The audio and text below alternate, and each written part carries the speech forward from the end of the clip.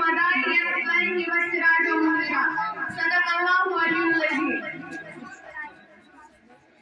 ابتدا کر رہی ہوں الہی تیرے نام سے، ابتدا کر رہی ہوں الہی تیرے نام سے، میں واقف نہیں ہوں آگے کے اعجاز سے. الہی یہ التجا ہے اگر تو کرم کرے، الہی یہ التجا ہے اگر تو کرم کرے، وہ بات اس زبان پر جو دل پر اثر ہے. میرا آج کا موضوع ہے حجاب کی اہمیت.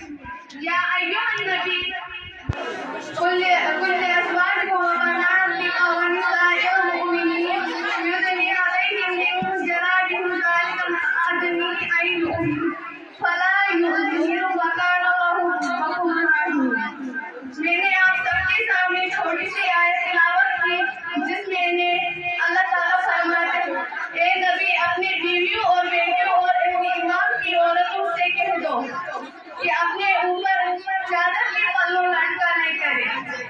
یہ زیادہ مناسب طریقہ ہے تاکہ وہ پہچان کی جائے اور نہ ستائے جائے. اللہ تعالیٰ معزز سامعین، حجاب کے معنی کرنے ہیں. حجاب کے معنی ہے کہ عورت اپنے مکمل جسم کو ناپے اور محرم کے سامنے بے نظر ہو کر.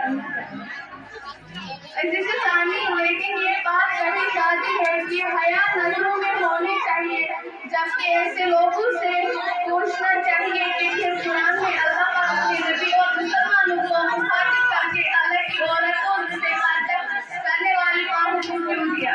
اہل کرام ضرورت اس بات کی ہے کہ یہ سمجھا جائے کہ اسلام کوئی قید نہیں بلکہ یہ زندگی کو آسان بنانے کا طریقہ ہے.